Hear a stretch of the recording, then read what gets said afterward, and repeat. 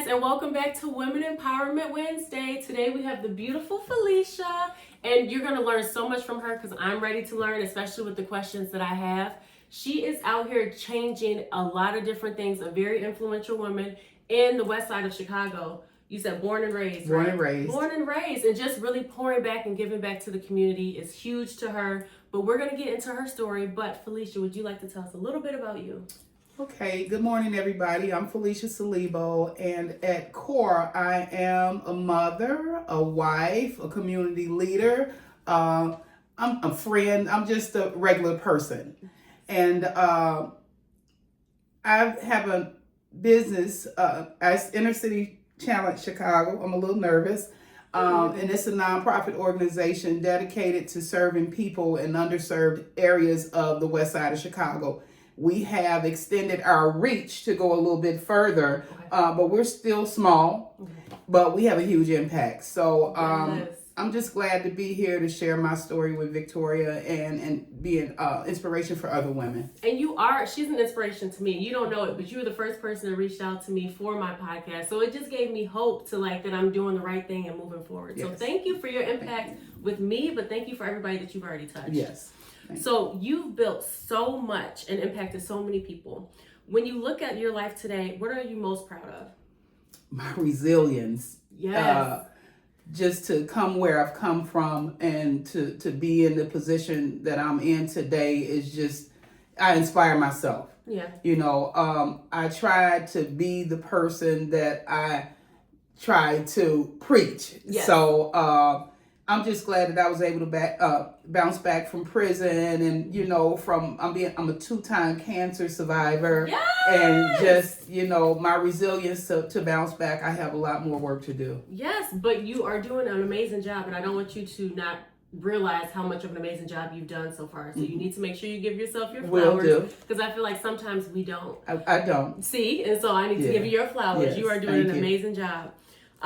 So you said you experienced incarceration. Can you share what that season of your life taught you?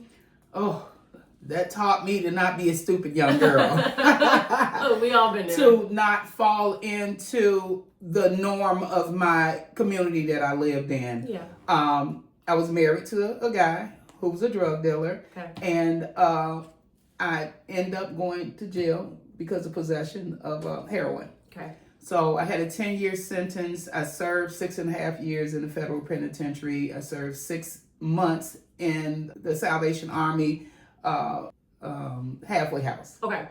During that time, I had a small baby. She was 18 months. Mm-hmm. I had to leave her. That was a huge, depressing part of my life. Yeah.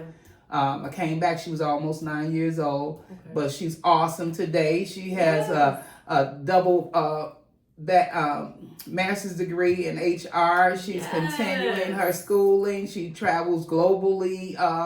She's an HR director, HR manager globally for 11 companies. I have a son who's awesome. Both my kids went to Big Ten colleges and stuff. So I'm proud. 2 granddaughters and an awesome husband. You should be proud because you still did it. And what I like to tell people, because I love to give grace and I think it's important, is that when we're parents, it's our first time being parents. Yes. There's no guidebook. So we have to give ourselves grace that the decisions that we make, whether they're good or bad, we're moving forward. Right. So you still did that, Mom. Your kids are still doing their thing. Grandkids, everybody doing well. Kids, so you should be proud of that too. And again, just using your story and being impactful for other people, let people know that even when you go through stuff, that it happens, whatever, but what are you doing to move forward? Right. And that's where your drive and everything comes from, your passion, to make sure other people don't fall into the same thing. And that's what I'm big about, and I feel like that's why God puts us in certain situations, so when we do come out, we bring someone else forward with us. Right. So you're doing it. So what was your mindset while you were inside as far as incarceration, and then what kept you going? What kept me going was my child. Okay. Just to, my grandmother was fortunate to be able to raise her. She did an awesome job. She's passed since then, but she really did well with her. Once I had the sense that my daughter was fine, then I was fine. And just being in there, knowing that I had to do it, it was nothing that I can do. I just needed to get through it and get it done so that I can get on with my life. Yep.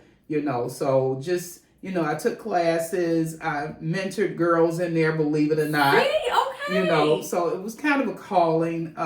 Made a lot of good friends that I'm still friends with today that were in there that I tried to coach. Yeah. Some are having difficult times, but for the most part, everybody's doing well. So okay, and I'm sure everybody's blessed to Yes. have you. Like, and maybe that was your purpose, to go in there and save these girls who may have went down like a different path. Yes. You just never know. So look at you. Yeah, a lot of the girls found me after the fact because even though I was out, some of them still had like 6-8 years and stuff like that. So they reached out to me even after getting out. And you giving them hope. Yes. Like, you gave them hope. Yes. And that's huge. So what do you feel like was the hardest part about re-entering society after those years? Not having the resources to do anything as an ex-offender, if they want to label us that way. There's no such thing as rehabilitation for most part if you don't have the resources to help you. Right, okay. Getting out, going back to my community, just seeing that, I had nothing. Okay. My family had nothing. My community had nothing. And I'm like, where do I go? What do I do? Yeah. So I entered into a bunch of city programs just for job training. That's the basic stuff they offer you. Yeah. It was landscaping. I didn't want to do landscaping. Of course. But I did it because Yeah. I needed to You do had something. And that's what they had funding for. So I did that. I was a crew leader for that. And from there, I ended up going on an apprenticeship with the company that I was with for 26 years. Okay. And I started in procurement and purchasing in the construction division. And then from there, I ended up in the accounting department for 15 years. Nice. So, okay. Yeah. So that's really good. So would you say like now they have more resources available for people? There's Not so more much. resources available, but the problem is that the community isn't aware. Okay. So that's where Inner City Challenge Chicago comes in.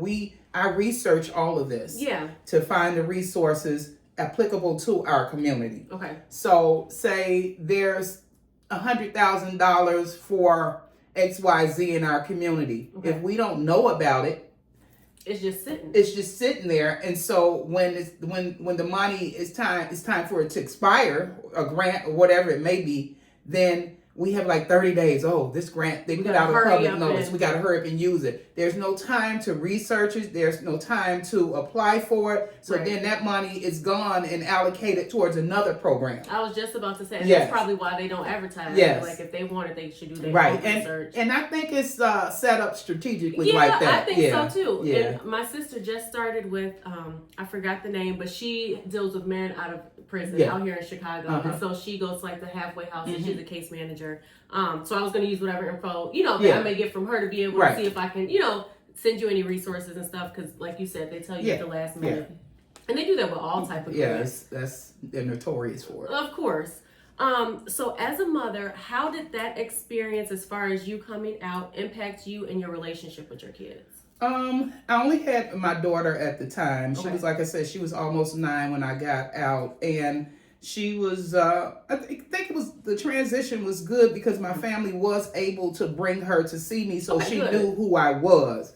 But when you have a child that's being raised by another person with different cores, I'm not saying that my grandmother's bad, but her old school, her foundation was different from mine, and mine was different from hers. Not saying that hers was bad and mine was bad, better, but I just needed to get out of that situation. I had a little, with my kid. I don't have to listen to you, that type of stuff. But it really wasn't bad. My daughter's like my best friend right now. I love that. She is my best friend. Yes. Like communication with kids is huge. Yes. And then thank God for your grandma too, because the community. I mean, I'm sure she saved you a lot of thought processing. My grandma didn't have much, but me and my cousins just thought that my grandmother was rich. She had this huge house not too far from here. We thought it was a mansion.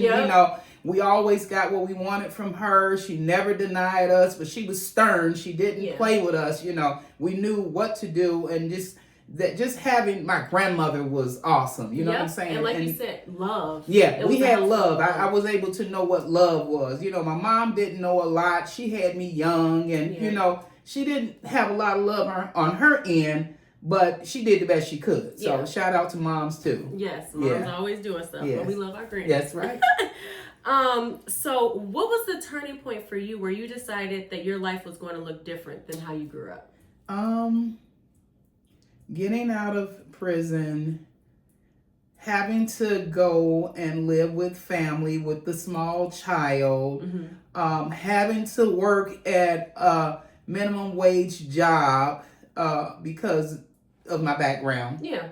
And just saying that this is not my life. This is not what I want. I don't want to make $3.65 an hour. That was a long time ago. Minimum wage has come a long way. But just saying that this is not what I want to do. This is not my life. I'm better than this. Yeah. You know, I have to do something. I have to fight. So then at that point, I started brainstorming the idea of how I could help my community and how I could help myself at the time, because I'm not going to do anything and not help me. Yeah. You know, I can't help you if I can't help me. Right. You can't help if your cup has to be full That's right. for you to pour on other people. Right. So I started brainstorming ideas, and I came up with the idea because there were so many people that knew me. I have a lot of friends, and just from back in the day, we were pretty popular, me and my brother. He's deceased now. Shout out to Cedric. Love you. I started with my grade school. Okay. So I went to this grade school called Marconi. And it's on the west side in the K-Town area, a block or so from where I grew up at. And my mother's mother still stays there, my grandmother. Okay. So I started doing class reunions and doing back to school giveaways and stuff like that, and feeding the community. Okay. So from there, the concept the turnout was huge. The first year, I think, was 150 people that turned out in the neighborhood. The second year was a little bit over 300. The last year, 2019, was about 450 people. Nice. I was able to gain a few partnerships with NAACP, the Park District, and I was able to hand out book bags with school supplies and feed the community. And that's huge. Yes. Because a lot of people, I feel like, don't ask for help, but they still need it. So for you to just offer that with no strings attached is a beautiful thing. And then look how it grew over time. Yes, it grew. So have you done any recently since 2019? I will have since COVID, I will have my first one in August of this year. Yes. Okay, well let me know so I can support. And then of course y'all make sure y'all follow too, and I'll give all that information so y'all can support as well. Yeah. So what habits or mindset shifts or support systems have helped you rebuild your life? Is there anything additional outside of like the family and friends? Just I've learned to be great with my finances. Girl, tell me about it. That's hard to have money than not to have money. Yeah. I've learned how to hustle hard.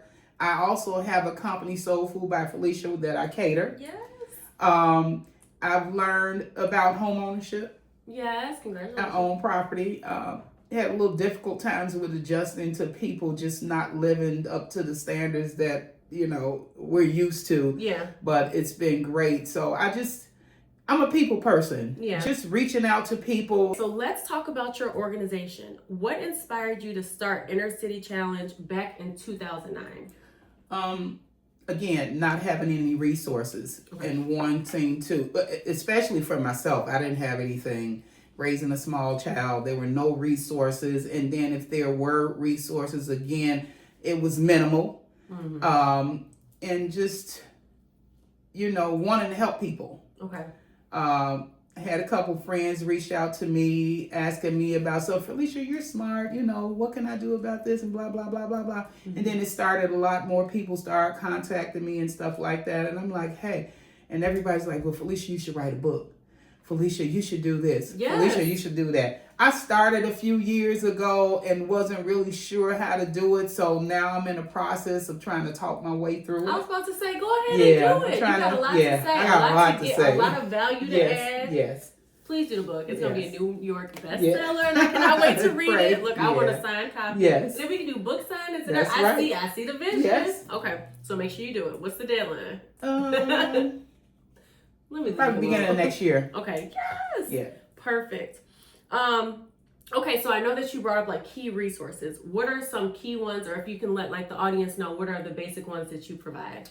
I provide I give resources for shelter. Okay. I give resources for home repairs, mental health support. And that's important. Housing, medical. There's a few more. There's a lot of stuff out there, like rental assistance and stuff like that. Right. Child care, all that type of stuff. So you cover everything. Yeah. Okay, so go to Felicia. Make sure y'all follow because she has resources for everything. Yes. So we appreciate you. So why is it important for you to focus on the housing, the food, the clothing, and the mental health? Because that's the core of people's of a person's survival. Yeah. If they don't have that, then the mental health part kicks in, and I've seen it. I've been through it. Yeah. Not having food, not having stability as far as housing, and I was fortunate to have a job for 26 years to be able to take care of my children, but not everybody has that. No. So that's important for me to make sure. I have friends out there that are homeless, and it's kind of, I walk past and I see a friend that's homeless and drug addicted and stuff like that. So I'm like, hey, let me reach out. But they have to want to do it too. Yep, they got to come from within. They got to come from within. You can want the best for anybody, but if they don't want it themselves, then there's nothing you can do. Mm-hmm. So that's when boundaries are important. Yes. So can you share a moment where you saw your work truly change someone's life? I know it might be hard because there's probably many moments, but is there one that stands out to you the most? I would say just, my back to school event, and just to see that many people come out, I think it was more mental. Yeah. Because we were going into the COVID session, and a lot of people were unsure. I had a lot of friends that didn't have food, a lot of friends that called me and asked me if I knew where they can get school supplies and stuff like that. And then I was like, hey, maybe I should just give it out. Let me see if I could find somebody to give me a donation to give back to the community. So that's where it came into the NAACP. Okay. They gave me 400 book bags Nice. filled with school supplies. Yes. And then I turned it into the reunion. That's beautiful. Yeah. And see, it all just takes a little bit of asking or, God just aligning everything the way it should be. And you never know what people need. No. Last year, I was able to give 100 beds away. Really? 100 beds. I gave 100 beds away, and I was trying to do it individually. Hey, do you need a bed here? That didn't work because people don't want you to know their situation. Right, people be embarrassed. It's embarrassed. Yeah. And so I went through my church, Pastor Leon Watkins, Abundant Faith Church, and let him do it. So I gave him all the beds and stuff. And he distributed discreetly, and he came back and he's like, I just never knew people didn't have a bed, Felicia. Yeah. And like you said, people suffer, and like that's what I say a lot. People suffer in silence. Like we really don't know. So that's a beautiful thing that you did again, because you don't know what people got going on in their homes, and then people got kids, and just the little things that we can do to make life better for people is important. Yeah. So that was beautiful that you did that. So you really, again, out here changing like how kids grow up. Like you could change the fact that maybe they feel valued more than they would have because situations happen to us. And so I'm happy that you did that, even if it was anonymous, because people need hope. Yeah. Like, and again, people are embarrassed. And I feel like for this platform, that's the reason why I want people to know, like, stuff is normal. Like, life will happen. Yes. But what do we do when we move forward? And then we just had our first Easter egg hunt for Inner City Challenge down in the lockdown, and we were able to serve about 120 children. That's beautiful. And I partnered with Portillo's here, and they gave me the Italian beefs and stuff like that to feed the community. So that was nice. October of last year, we had Nightmare on Massasoit. That was my That's too cute. My annual Halloween event. Cute. We had baskets. We had a haunted house. You can check out the website. I put up pictures and That's stuff too like cute. that. I'm also the block club president over here. Okay. So we did a block club event last August where we had everyone out here actually come out the house, and the street was full. Good. Yeah. And then again, happiness, peaceful memories, the kids making memories, like that's important. So what do you feel that people misunderstand about inner city communities that you wish they knew? That it's real people in the communities. It's real people. We're no different. Just because we don't have doesn't make us not be a person. Right. We're still human. We still have feelings. We still need. We still need to communicate. A lot of people here kind of just, they just stay in the house to themselves. And, I put out flyers and stuff. Hey, if you need help with this, reach out. Yeah. Again, a lot of people are embarrassed to have a person know that they're not doing good. Hey, sometimes I'm not doing good. Me neither. I have to call my daughter. Yep. Everybody needs somebody. Exactly, to lean on. Yes. So at least that you that person, Yes. at least on the block, Yes. like y'all know I'm here. That's if you need right. anything, you want to send me a letter, Yeah. anonymous text, Yes. please let Felicia Yeah. know. Please let me know, because again, we have to build that community. Because like I tell people, I got pregnant when I was 17, so I was still in high school. And so although it wasn't ideal, you just take your situation, your circumstances, and you build from it. Now he's about to be 15, and I'm like, I don't know how I even did this. Yeah. Like, I kept this boy alive for almost 15 years. Yeah. But, you just got to figure it out. Right. Like, life will never be perfect. Right. So, y'all, please, Instagram is not real. The highlight reels is not real. Like, people really be going through things. Yes. So, make everything feel normal. Okay, so you do so much, and I know I'm learning after talking to so many different women that balance really isn't a thing, but you do the nonprofit work, you cater, and then you have a space for like spoken word, different things like that, again, where you give back to the community. How do you juggle it all? That's a good question. I don't know how I do it. I just do it. I get up. I'm ambitious. I want it. I'm hungry. I'm thirsty for it.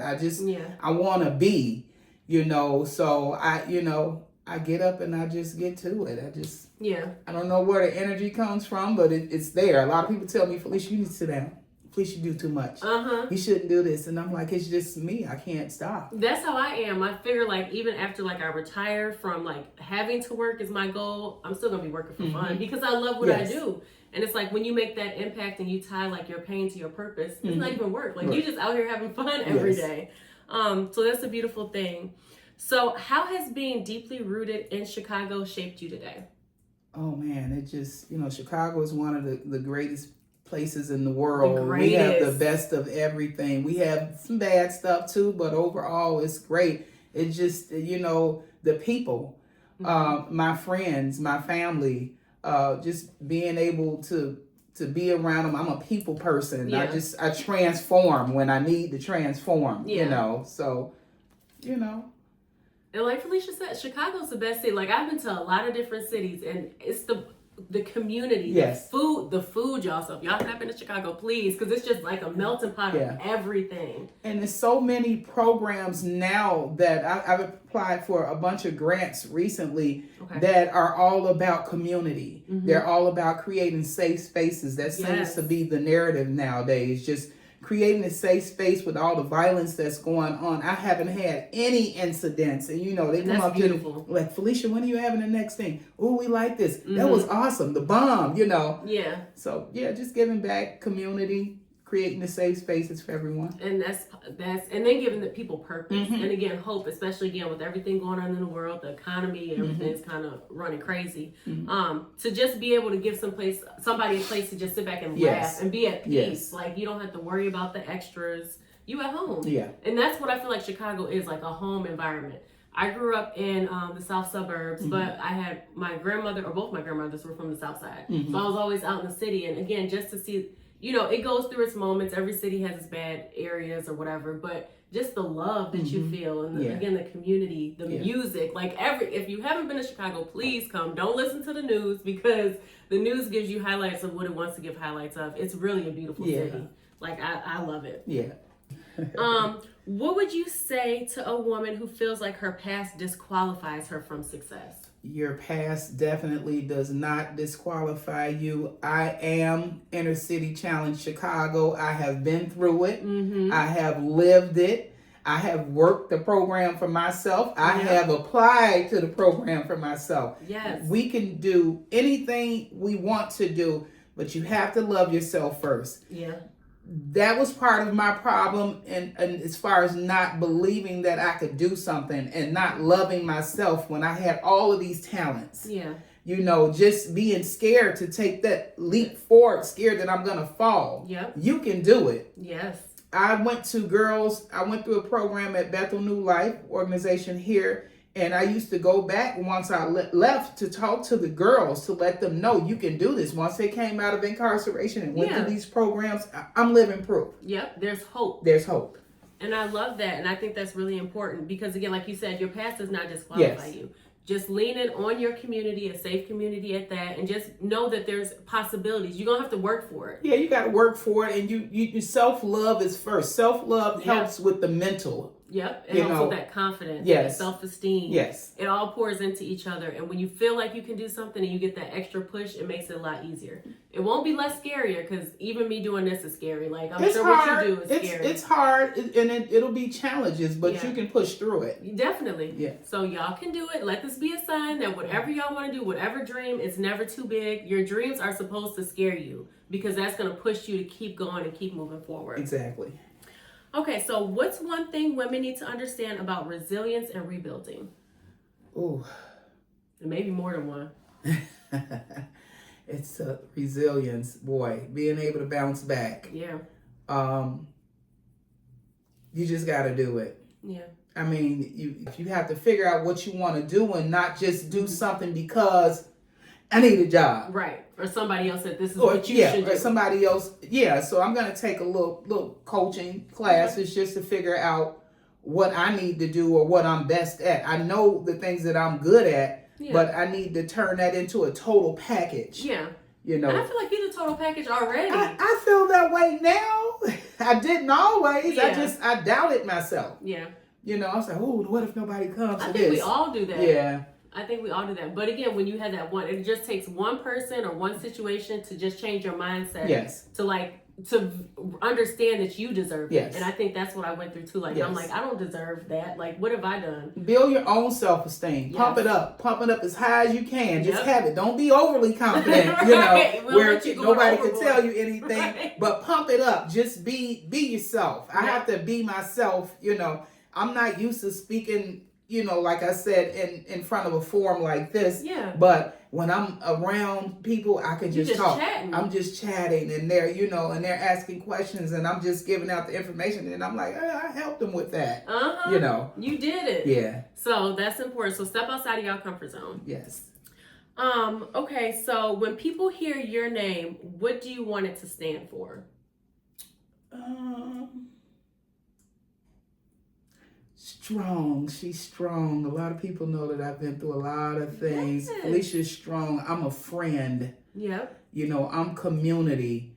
I'm here to help. You know, and Felicia's always here to help. Yeah. And most people that know me know that now.